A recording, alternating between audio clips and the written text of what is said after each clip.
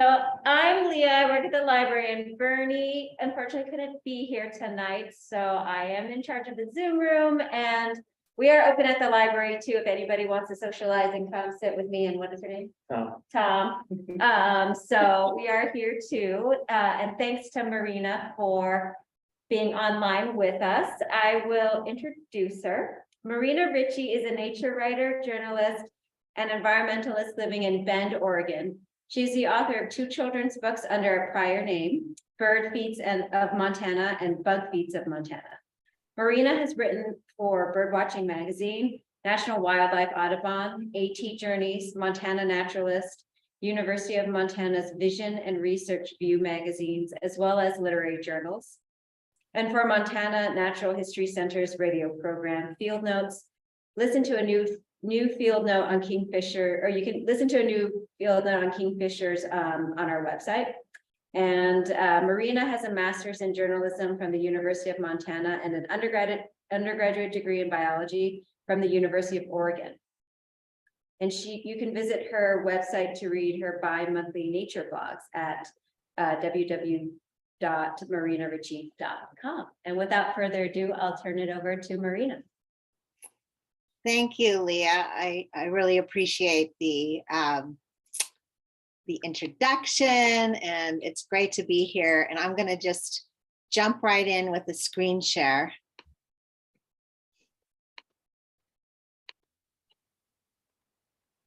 So everyone should be seeing. Does that look good, Leah? Yep. Okay, great. I'm going to put it onto the, let's see. The slideshow view,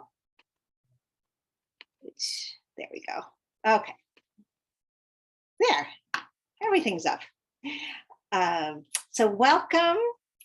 Halcyon Journey in Search of the Belted Kingfisher is the name of my book and this presentation. I'm very grateful to the Jackson Hole Bird and Nature Club for hosting me, and for Leah at the Teton Library. So let's get started with Kingfishers.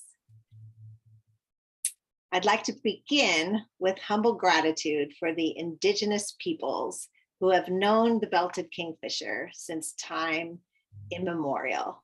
So let's do a rattle greetings from the kingfisher.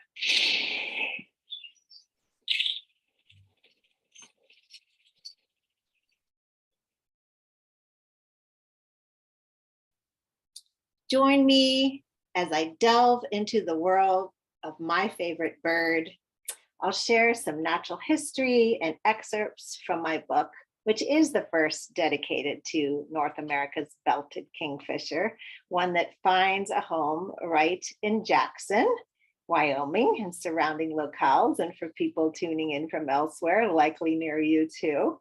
If you do have questions during my presentation, feel free to put them in the chat or just hang on, and at the end we'll have some time for questions and answers. I believe this J-sized bird is a messenger of our waterways. The first, that they have this way of calling out and a rattling call that you heard just earlier, and they alert us to the importance of clean, fish-filled, and vibrant waters. They call us to act on behalf of complex communities of life linked to water, especially in a time of accelerating climate change and drought here in the West. They call us to come closer to nature for healing, for kinship, and for rejuvenation of our spirits. The kingfisher connects us to the origins of our precious fresh water, from the headwater springs to dreamy havens that paddlers love, like Flat Creek, pictured here in this photo by my friend Chris Page of Driggs, who suggests, if you're in the area, looking and listening for kingfishers at the Interagency Visitor Center bird viewing deck on North Cache in Jackson, the Flat Creek pullout north of the center, the bike path in Jackson, where it follows Flat Creek. And I'll share a few more of her ideas later and look forward to hearing from you as well. Well, I can imagine a kingfisher flashing blue and white wings low in the mist of this Beautiful autumn scene here. Another photo by Chris. Tonight, I'll take you on an armchair adventure in the company of the most experienced and knowledgeable river guide. The Kingfisher knows every bend, every rapid, every pool, every season, and the entire furred, finned, scaled, and feathered community. Most of all, this guide would be the one every angler would want to hire, with an uncanny ability to know where the fish are at any given moment. This is the cover of my book. And I always like to give a thank you to my wonderful publisher, Oregon State University Press. The book came out in May of 2022.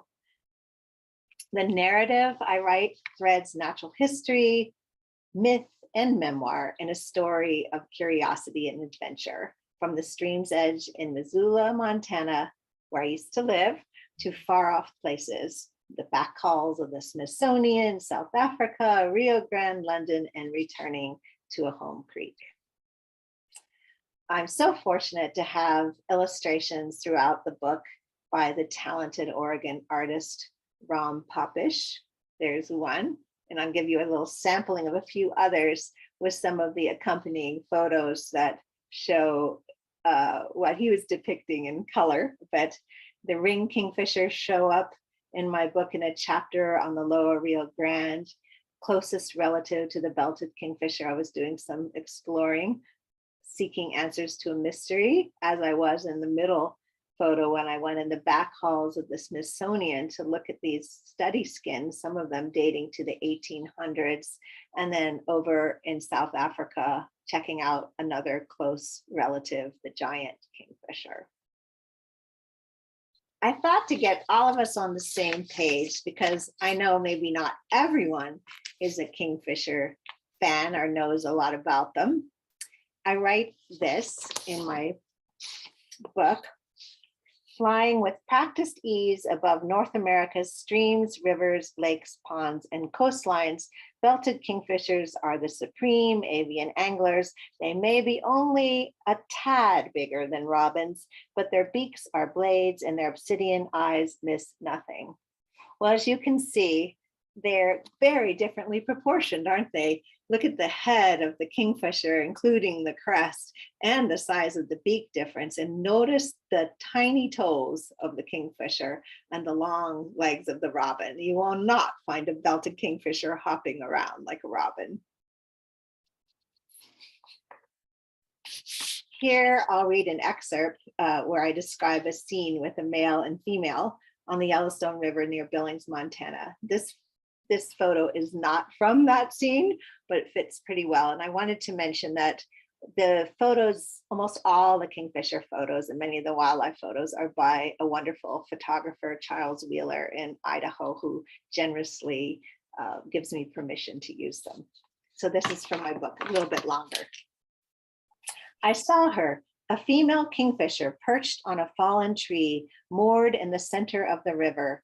Her crested head was the blue of washed denim, tousled and sodden. White neck feathers formed a gleaming ring above a slate blue band that dipped to a point on her snowy chest. Below that, a rusty red belt clasped in mid-belly and draped down both flanks, partly hidden by closed wings of blue-gray hues. Only the female wears the namesake belt, and that could be meaningful. In contrast, a male shows a single bluish upper band, like a prim bandana on his white breast. In the bird world, males are almost always more colorful than females when there's a difference between the two. The rare gender reversal drew me in like the myth.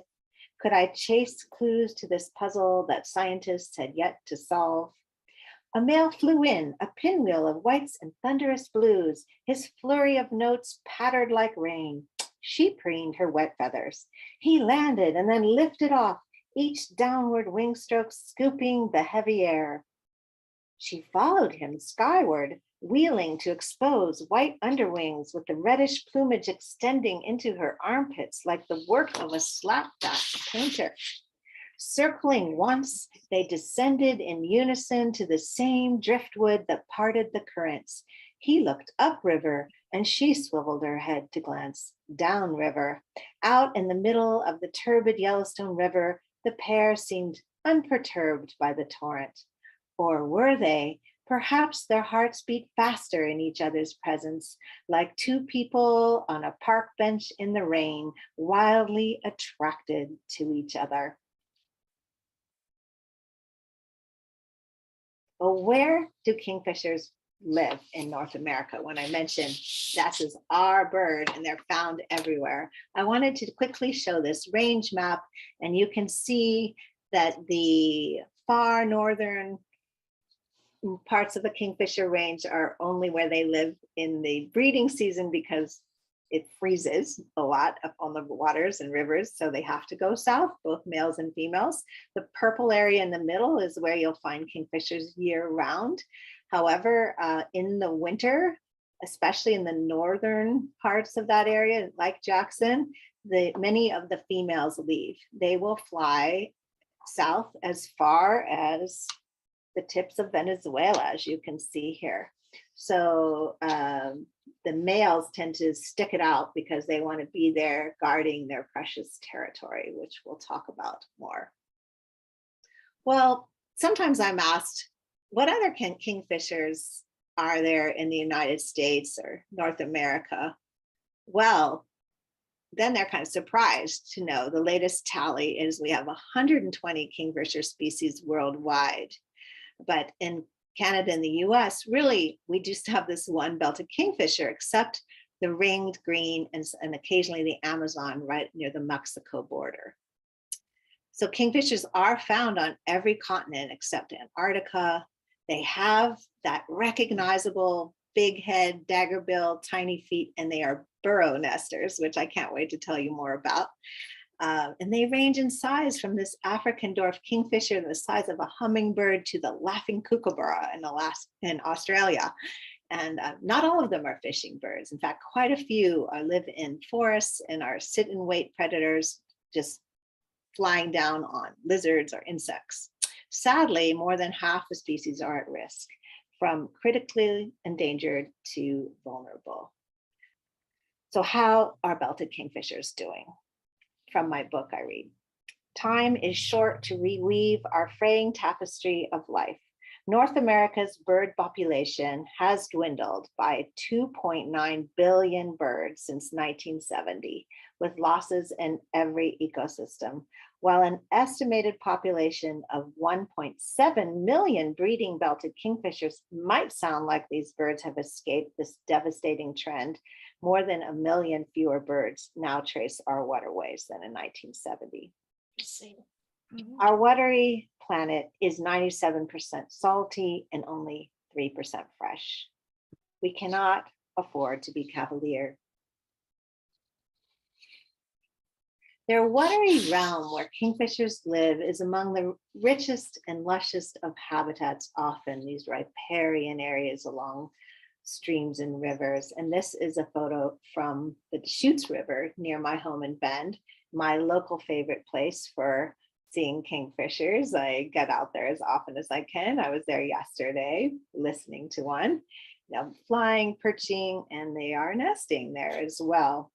I do love rainbows, and they appear more than once in my book, so I thought I'd read a very short excerpt. One evening, a storm cooled the July air where I was weeding a flower bed in the backyard. When a rainbow spanned the upper valley, I dropped my garden tools and headed toward the anchoring place on Rattlesnake Creek. Sure enough, 2 kingfishers curved past the nesting bank that marked the pot of gold. And when you're out with kingfishers, you're often out with many of their kin. And these are some of the wildlife that I got to know on Rattlesnake Creek, and you'll see them in Jackson, different kind of deer, but black bear, beaver, fawn here, and a chipmunk. And some of my favorite birds that show up throughout my book cedar waxwings. Dippers play a very big role in my book. The varied thrush, I love that song. And then the spotted sandpiper, often along the creek's edge. So many companions upon the stream, but are kingfishers companionable with each other? Not so much.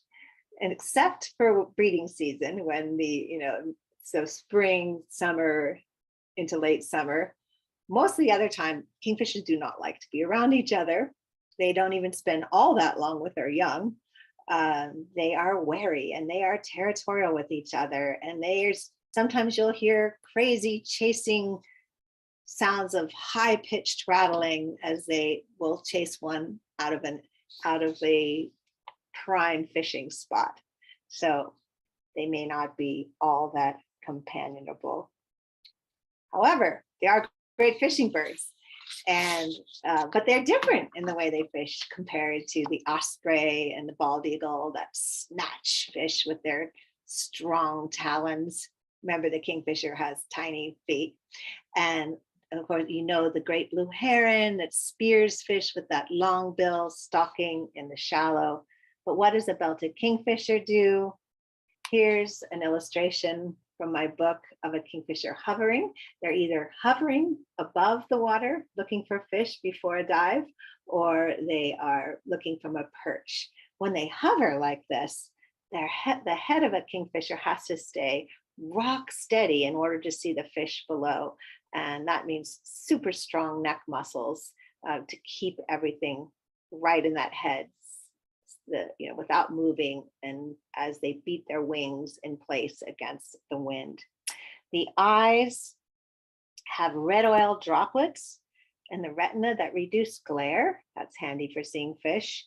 And the eyes are also packed with cones for really sensational viewing, and all kinds of other things that make them such great anglers. And there is the dive, the wonderful head first plunge into the water that I never get tired of. And notice this wedge-shaped head, ideal for silent entry into the water to catch a fish before they take off, right? And in fact, a kingfisher head inspired an engineer to fix a problem for the Shinkansen train in Japan. Today, that head, the front of the train looks like a kingfisher head, and it solved this design flaw. And here's was the problem. Back in the 1990s, this train went 200 miles an hour and would enter a tunnel, like going from one medium to another, like a kingfisher goes from air to water, but this one was going into a tunnel, and coming out the other side, the pressure wave at then the bullet-shaped front caused a sonic boom upon exit. Well, today, fix that, the air just flows right around that beak shape and there's a quiet departure. That solution is called biomimicry, nature-inspired innovations. Well, there's more to the demise of the prey once a kingfisher catches a fish. There's the whacking on a branch to stun and crush the bones, and then swallowing that fish head first is quite a feat when the fish gets a little bit big. And sometimes they don't catch a fish. This crayfish looks a little bit tricky to swallow, I would say, and not a good thing going down, but there you have it. But what might be the most mysterious thing that people are amazed to discover about kingfishers is they don't nest in stick nests, they nest in a burrow. And this tennis ball sized nest in a steep earthen vertical bank, often close to water, is what you look for if you want to see a belted kingfisher nest. They can be among many kingfisher holes in the same bank, but they only have one active one per year. The others might have been dead ends or was from prior years and abandoned. And sometimes they share these tall vertical earthen banks that are just right for digging. They share them with bank swallows that also are digging their nests. If you do come across an active belted kingfisher nest, be sure to give them plenty of room. They're really wary and skittish and do not like disturbance. And this is what happens when belted kingfishers dig a nest with those tiny feet. In fact, what's cool is those little toes, two of them are fused together. It's a feature called syndactyly, and it gives a kingfisher the ability to dig a little better. And boy, dirt can really fly. First, they start with their beaks typically just to get a hole going, and then kick it all out with their feet and dig a hole, sometimes just as fast as a few days or a week. And that tunnel that slightly ascends can go 3, 4, 5, even 6 or 7 feet deep into a bank. And then they create a burrow-sized chamber for the eggs. Well, there's a lot that happens during the courtship, mating, digging season. And mating is a very brief affair, but often abundant. And during that time, they're still digging. But afterwards, when things settle down, the female will lay 5 to 8 white eggs. They're about the quail egg sized. And she lays them one at a time, and usually one per day. And then when she's got a full clutch, then the incubation period starts. So the chicks will hatch all at the same time. And the male and the female take turns incubating. I discovered some new things that were not in texts that I read about how they share and when they share and what happens during incubation. The chicks are born featherless. This is after about 3 weeks. And when they hatch, they have to be brooded and cared for. So one of the parents will stay with the new chicks while the other one's out fishing for tiny fish. And eventually they get all their flight and tail feathers and everything they need. And a month later, off they go. They're fledged into the world. And boy, they have to learn pretty quick. Here, a parent female is feeding her young a fish in those first week or so. And I have parts of my book where I talk about the young kingfishers learning the art of flying and fishing. And it's sometimes quite hilarious, belly flops, for instance. But it's a serious world for young kingfishers, like a lot of young birds. They have to watch out. And this little kingfisher is looking up in the air for a good reason. That's a goshawk on photo pictured here.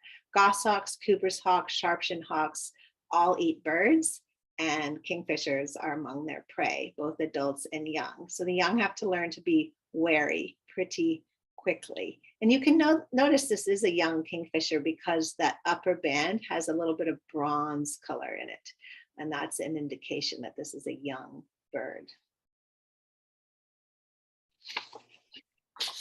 So where are we so far? You've heard that thrilling, chattering call, that kingfishers remind us of the origins of our fresh water, so essential to life. A bird where the female is brighter than the male. Maybe she holds the power. And as I explore in my book, a bird that's such an extraordinary angler and knows the sky and the deep underground, the burrowing for a nest. Also that kingfishers are so elusive and skittish and territorial. Well, how might all these qualities play out? It adds to the mystique for sure. And really, this is a bird that knows what it is to guard and defend a home.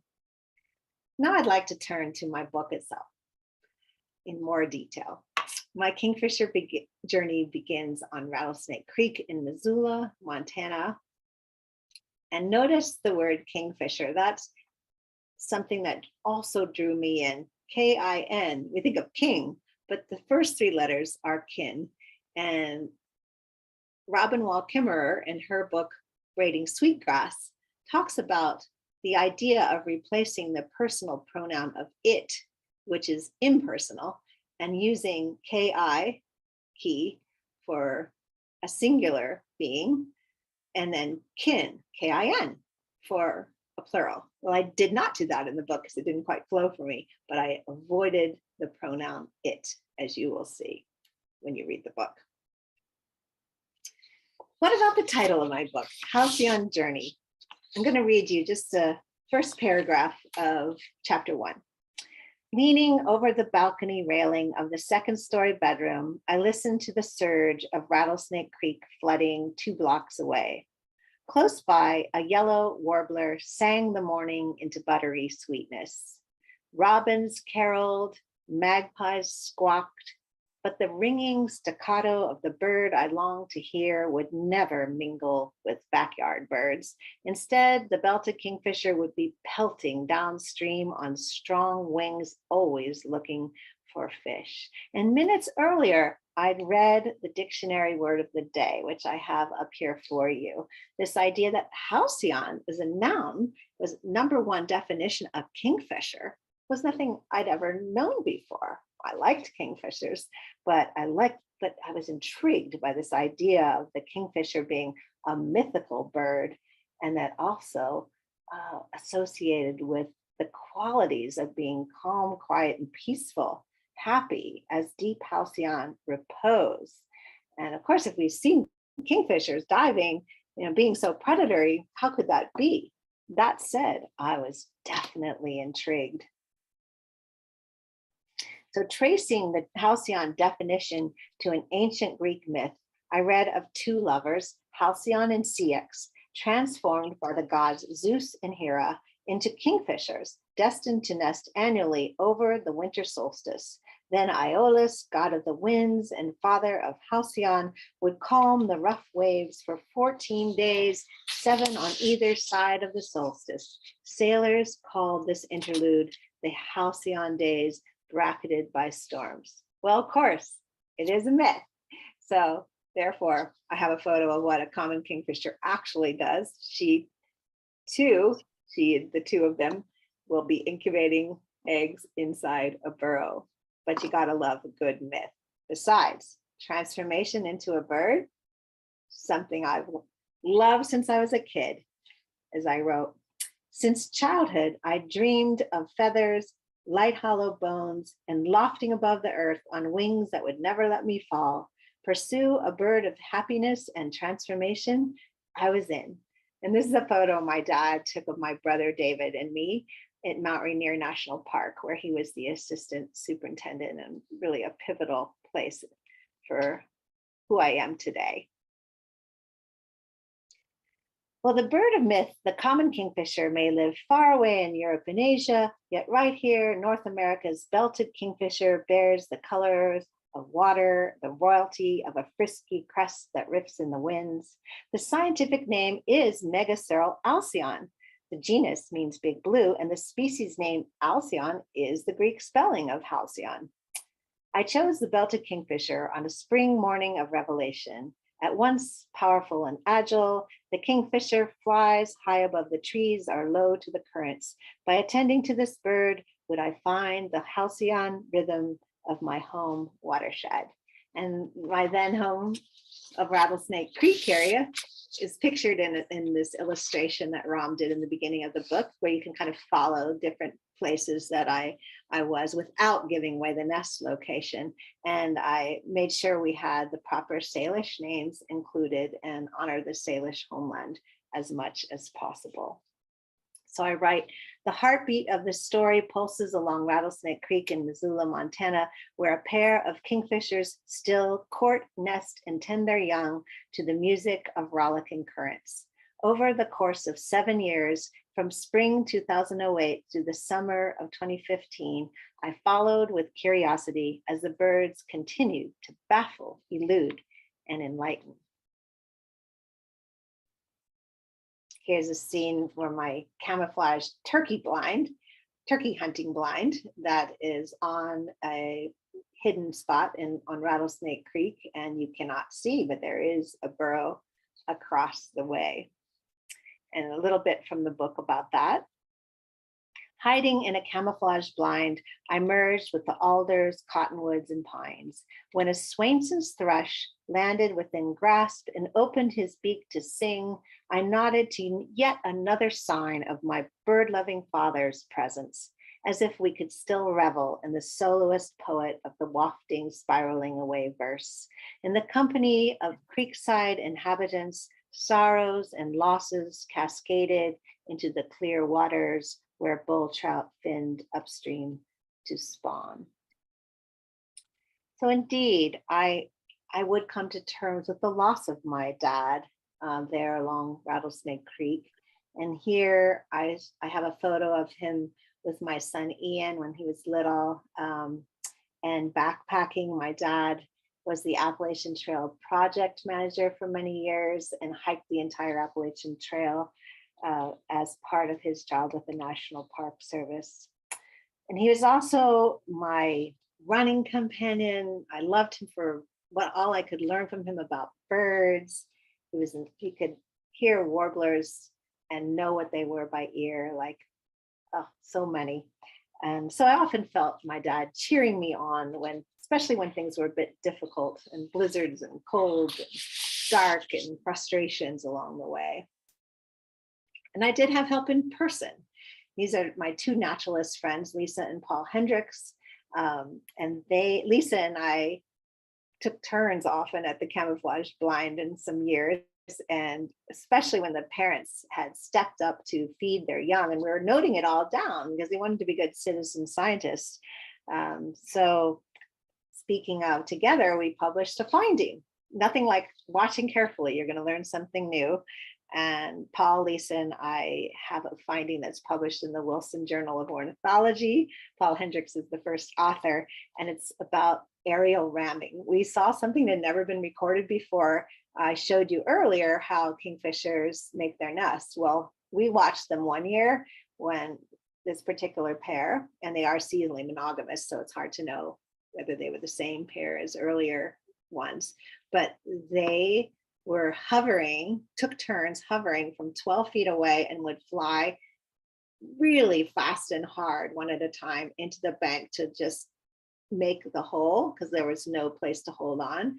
And so they were ramming the bank. And we watched this for 3 days. It was quite an experience. It's in the book. So after all the excitement of nesting season, I have a chapter in the book called Winter Story. And much of that takes place in the Bugbee Preserve, a little place on Rattlesnake Creek, with this stone, with this wonderful phrase that is still meaningful in my life today. In attending to this wilderness, I knew myself to have been instructed for life. Henry Bugbee was an incredible philosopher. And there I spent some really reflective time. And this chapter also brings in the myths and stories of the indigenous peoples, the ones that I found from credible sources and verifiable. That was really important. And some should really only be spoken aloud in winter, but I can share this, a quick one. This is one I like. It's an origin story from the Arikara. And this is, oh, that's a great gray owl. I did take that photo. You know the other birds. Without the help of the kingfisher, the Arikara people of the Great Plains would not have found a better world. To journey westward from a hiding place underground after the Creator sent floodwaters to eliminate giants, 3 birds helped them overcome obstacles to reach a better place: a kingfisher, an owl, and a loon. Coming to a chasm, Kingfisher reshaped the earth and laid down an enormous beak that served as a bridge. With a great flapping of wings, Owl cleared a thorny forest, and fast-flying Loon parted a lake. The people could choose whether to continue or turn into the bird that helped them. A kingfisher, I'd be tempted. My friend David Liberty, who lives by the Columbia River and Hood River, wrote to me that the kingfisher is special to his Umatilla people. This is what he wrote. The kingfisher was sure to impress a tribe of fishermen. It was that skill or power to catch fish that the locals wanted. A good fisherman was highly regarded. If one could capture the power of a kingfisher, it would increase your chance for success. The spirit of the bird from which you got the feathers is honored in hopes of gaining its assistance. So I like that. I did gain a lot of assistance from kingfishers, even though I'm not an angler, and I have found some feathers. I like to think the spirit of the bird was with me then and now. I also believe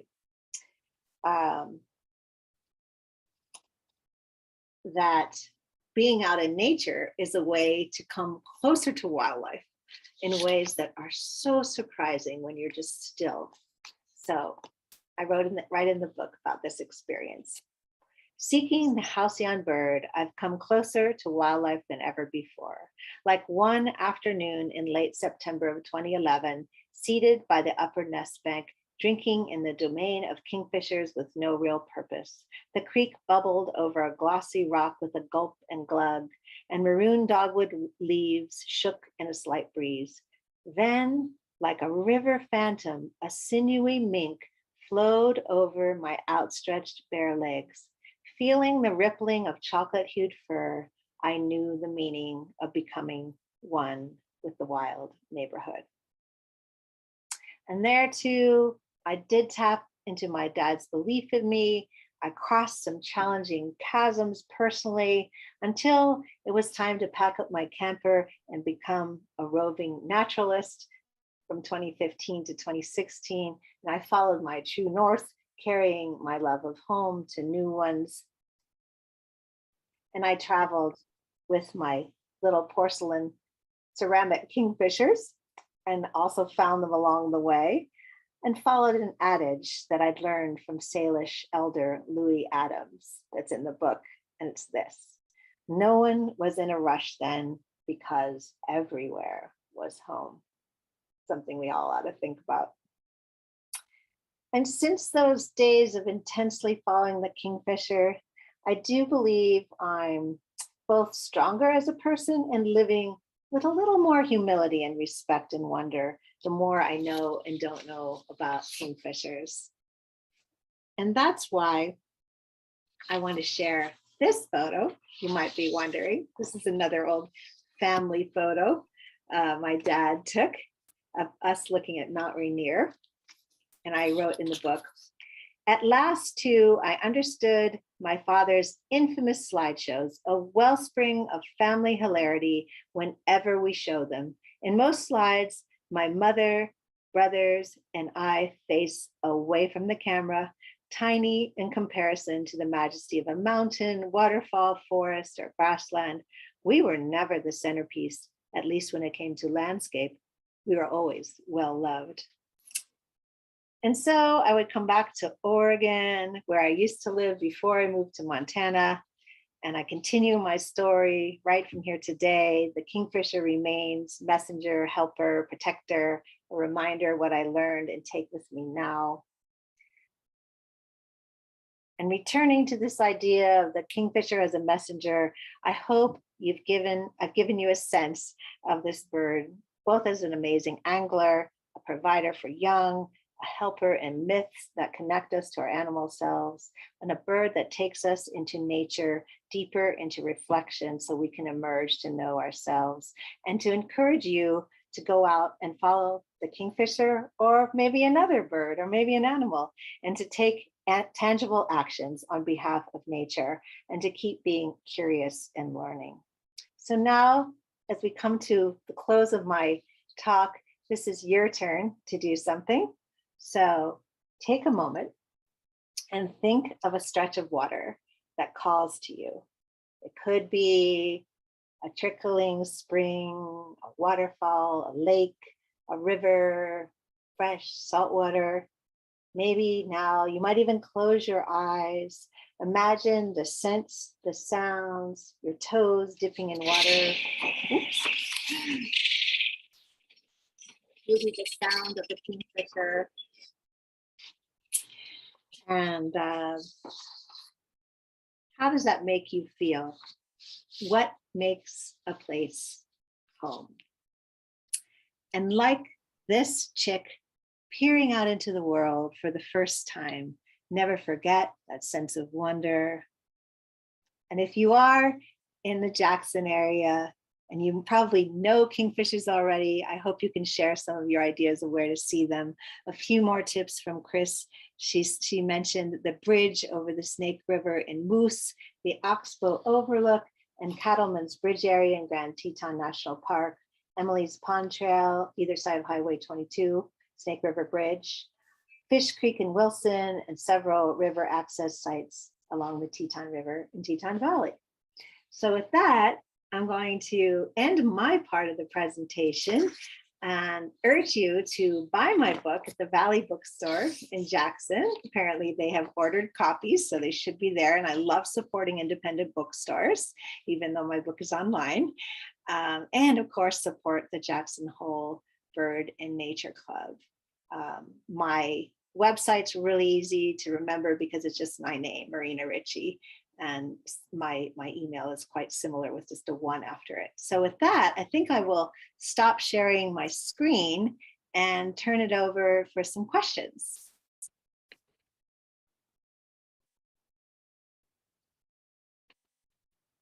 All right. Leah, do you want to join in, or let's see, I think we'll put this on. Sure. Yeah. I think there was a question in the chat. Oh, I can look. Is their vision polarized? Well, I suppose you could say those red oil droplets give some kind of polarization, their version of it anyway. There's certainly a lot going on with their vision. Do I have other questions? People want to just unmute.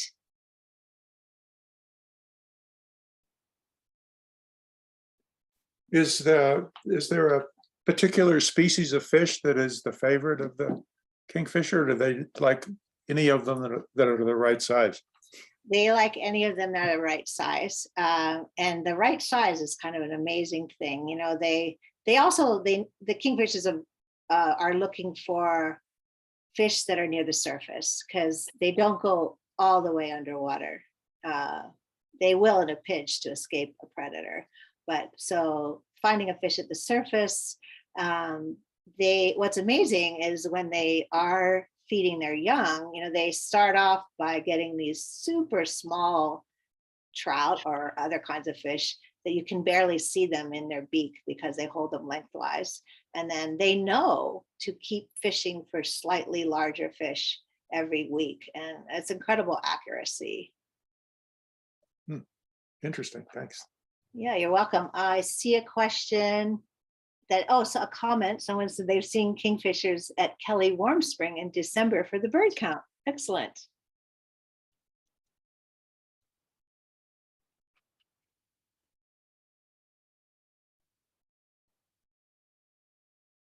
Anyone, any other questions about the book, Kingfishers? Anything? I'm sure there's a lot of things I missed I could talk about. Does it seem that they have an affinity for utility lines that go over streams? I mean, yes, absolutely right. You know, one thing I will say about the belted kingfisher, which gives me a little bit of hope for them doing pretty well in our changing world, is they adapt to us, to some of our structures. And they love a telephone line across us, remember, because they can perch on it. That's a good place to look for them. So yeah, they absolutely do like the wires. They don't seem to care whether it's a, you know, beautiful spot or not, as long as they have a good view of the water.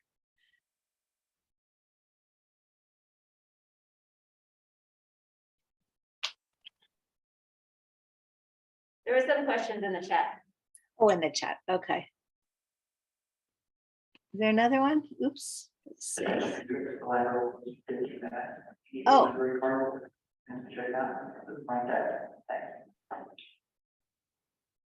I couldn't quite. Was that a question? Sorry, that was our overhead, like library closing announcement. Oh, okay. That's for me. Well, I do see a question. So they don't migrate in winter. The males in the Jackson area, you should see them year round, as long as, you know, they're going to move. They don't need to be near their precious nest banks. They're going to go to where there's more water and better fishing. And then, so they have to maneuver around in Jackson, like icy edges of things, and find out where the fish are. But yeah, I would suspect, and I'd be interested to hear if people have seen females in the winter, but typically the female kingfishers do leave in Jackson, Missoula, that area, and head south, mostly because they don't have that connection to this territorial nest bank that the male defends, because that's a hot piece of real estate. But one thing I thought that was really interesting, a researcher who studied kingfishers for a PhD on the Connecticut River found that the males would use those nest tunnels and burrows in the winter for shelter. And when you think about it, that's a pretty nice temperature underground. Let's see, Chris has a question in the chat. Has anyone put trackers on migrating females? You know, Chris, I don't think so. There has been so little tracking done on kingfishers, and some of it I'd be interested to know if you know of anything. So yeah, I would definitely need a new project. It's amazing considering how common, you know, kingfishers aren't plentiful in terms of numbers at a time, but considering how widespread they are, they still, when you look up the Birds of North America Cornell site, the very first entry says kingfishers are not well studied, and it's surprising. And maybe it's because they're also pretty challenging.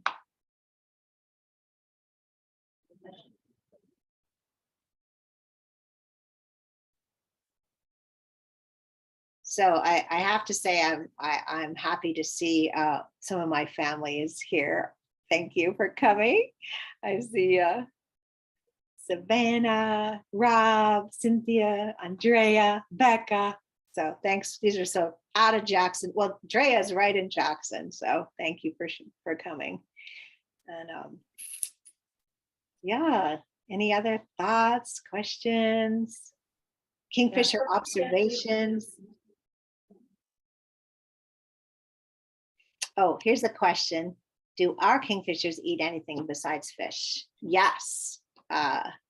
You know, they are, you know, they're opportunists. So you also have to think about times when the water might be muddy from flooding and they can't see very well. So they might like pick up something else. So personally, I've only seen kingfishers with fish, but other people have recorded them with, you know, frogs and even big salmon flies, or certainly like the crayfish. So they will for sure.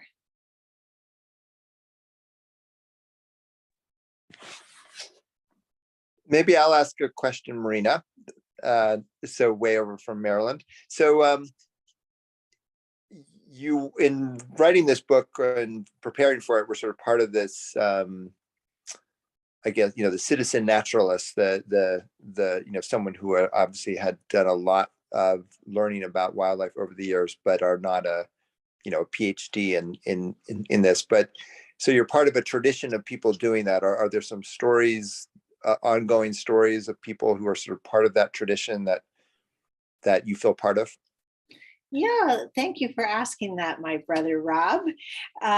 You know, I just actually wrote a piece for Birdwatching magazine, their summer issue, saying, you know, saying it's a time for a naturalist renaissance.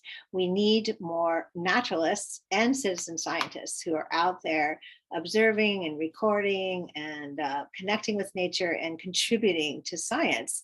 And I'm happy to say that we do have a growing number of people, and there's all kinds of ways to contribute. You know, people there's simple things like putting your bird sightings on eBird, the app, and using iNaturalist. These are important tools that are really making a difference. And then, you know, I think that there's all kinds of stories. I actually was quite inspired by some of the early naturalist women who were out in the 1900s in their long skirts, you know, hiking up these steep muddy banks and looking for kingfishers. So there's a long tradition of naturalists, and I actually think we do need more of a return to that with our kids, getting kids out. So yeah, thanks for asking that. Okay, I've got a few more things. Chris says, belted kingfishers seem much more flighty and difficult to observe closely than other species around the world. What do you think?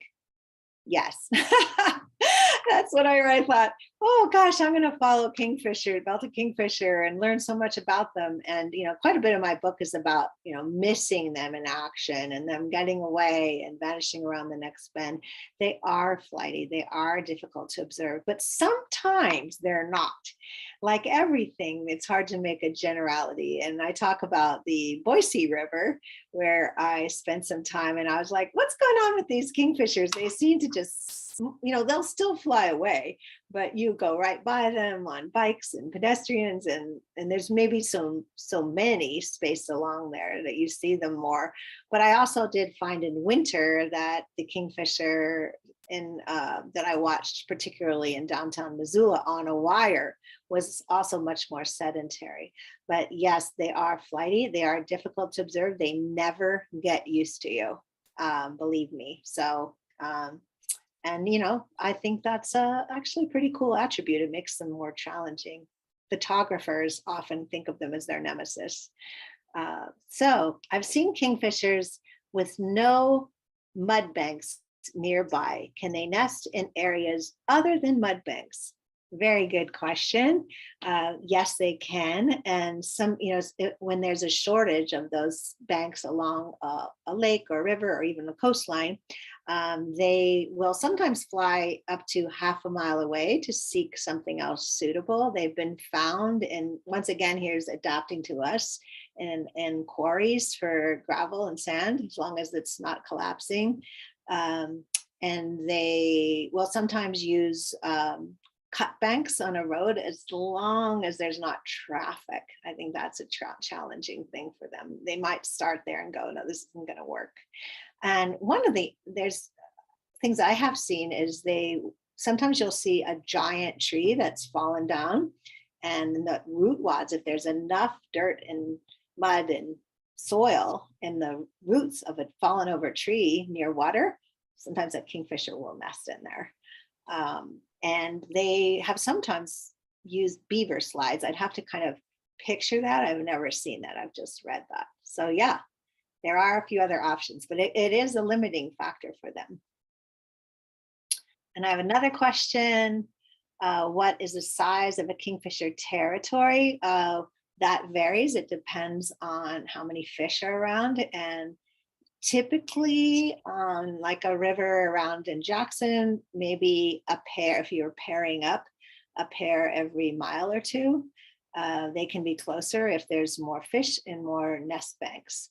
And however, like you see them, like I've watched kingfishers on a bay, a coastal bay, and you'll see quite a few. That's when you can see sometimes 4, 5, 6, 7 in an area at a time. But even there, they seem to have invisible barriers in the air, and they chase each other away. So yes, the other part of the questions, are they solitary or group up? They're mostly solitary. When they group up, it's kind of because there's some congregation of fish, but they don't really like to. Or you'll see some family groups at the late summer. Some of the young will kind of stick together for a while. Let's see, any other questions on the chat? I don't see anything. So got 5 more minutes before the program's over. Is there any other comment, question? Really appreciate all the questions.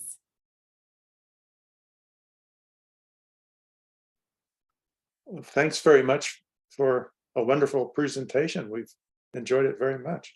It was very instructive and beautiful to see. Oh, thank you.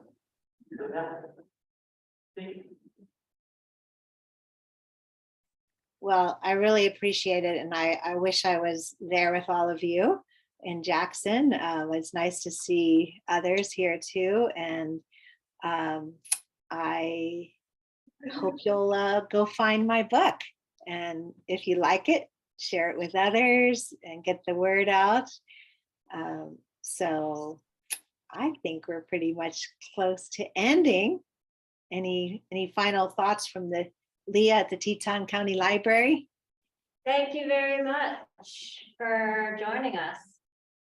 And we'll post a video on our YouTube page. Great. So if you missed anything. Yeah. And what a wonderful library you have, and awesome organization. Jackson Hole Bird and Nature Club, and your local library. I mean, excuse me, your local bookstore, in addition, the Valley Bookstore. So support them too. And thank you, thank you, thank you. Appreciate you all coming. I think we're Thank ready to you. end. That's good. Yeah. Yeah, that seems for sure.